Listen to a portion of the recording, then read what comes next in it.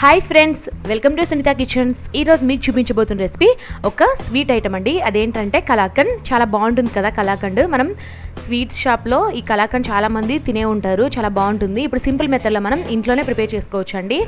ఇప్పుడు ఈ కలాకండ్ రెసిపీకి కావాల్సిన ఇంగ్రీడియంట్స్ అలాగే తయారీ విధానాన్ని చూద్దాము. ముందుగా నేను 5 పాల ప్యాకెట్లను తీసుకున్నానండి విశాఖ డైరీ నుంచి. చూడండి, 2.5 లీటర్ అనమాట ఈ 5 పాల ప్యాకెట్లు, ఒక్కోటి 1/2 లీటరు. అలాగే పంచదార 250 గ్రామ్స్ పడుతుంది, పావు కేజీ. అలాగే నెయ్యి 1 టేబుల్ స్పూన్, ఇది బౌల్కి అప్లై చేయడానికి. అలాగే నిమ్మకాయ ఒకటండి. అదేవిధంగా కట్ చేసి పెట్టుకున్నటువంటి బాదం పలుకులు ఒక 10 తీసుకోవాలి. ఇప్పుడు తయారీ విధానాన్ని చూద్దాము.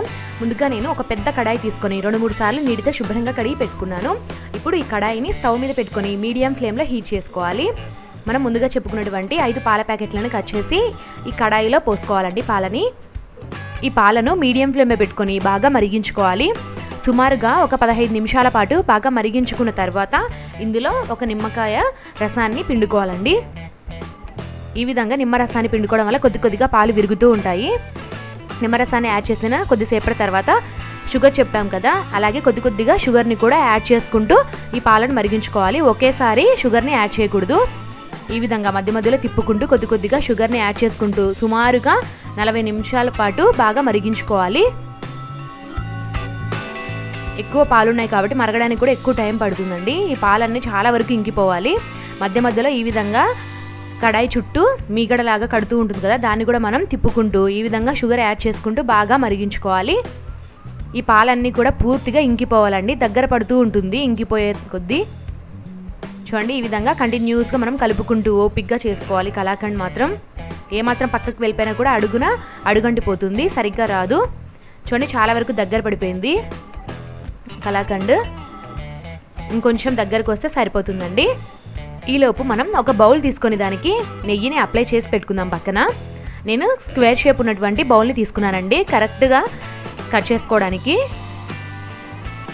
కలాకండ్ కూడా చాలా వరకు దగ్గర పడిపోయింది. ఈ విధంగా వస్తే కన్సిస్టెన్సీ రెడీ అయిపోయినట్లే కలాకండ్. వెంటనే స్టవ్ ఆఫ్ చేసేసుకొని ఈ కలాకండ్ మిశ్రమాన్ని అంతా కూడా ఆ బౌల్లోకి తీసేసుకుంటున్నాను. ఈ బౌల్లోకి తీసుకున్న తర్వాత అంతా కూడా ఈవెన్గా అన్ని వైపులా కూడా సమానంగా వచ్చే విధంగా మనము ఈ విధంగా చేసుకోవాలి. దీన్ని 2-3 గంటల పాటు పూర్తిగా చల్లారబడి ఇవ్వాలండి. ఫ్రిడ్జ్లో పెట్టాల్సిన అవసరం ఏమీ లేదు. ఒక 2-3 గంటల తర్వాత ఒక షార్ప్ నైఫ్ తీసుకొని ఈ విధంగా బౌల్ చుట్టుపక్కల కూడా ఈ విధంగా నైఫ్తో చేసుకున్నట్లయితే ఈవెన్గా మనకి వచ్చేస్తుంది. ఒక ప్లేట్ తీసుకొని దాంట్లో ఈ విధంగా మనము తిప్పి వేసేయాలి. కలాకండ్ అంతా కూడా నీట్గా వచ్చేస్తుంది పైన ఈ విధంగా కొట్టినట్లయితే. చూడండి, పర్ఫెక్ట్గా కలాకండ్ రెడీ అయిపోయింది. దీన్ని ఇప్పుడు మనము ముక్కలుగా కట్ చేసుకుందాము. ముక్కలుగా కట్ చేసుకున్న తర్వాత ఒక్కొక్క దానిపైన బాదం పలుకులని పెట్టేసుకుందాము గార్నిష్ కోసం.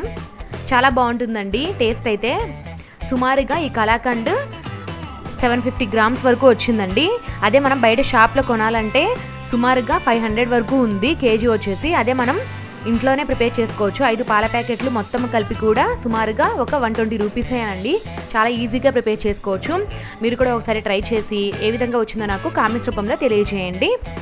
ప్రాసెస్ అయితే చాలా సింపుల్ అండి. ఓన్లీ మనం పాలను మరిగించుకుంటూ ఉండాలి చాలా ఓపిక్గా, మీడియం ఫ్లేమ్లో పెట్టుకొని మాత్రమే. అది మాత్రం మర్చిపోవద్దు.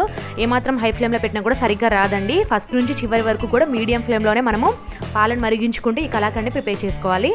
ఈ వీడియో కనుక మీకు నచ్చినట్లయితే నా ఛానల్ని సబ్స్క్రైబ్ చేసుకొని ఒక లైక్ చేసి కామెంట్ పెట్టండి. అదేవిధంగా మీ ఫ్రెండ్స్కి రిలేటివ్స్కి కూడా షేర్ చేయండి. Thanks for watching.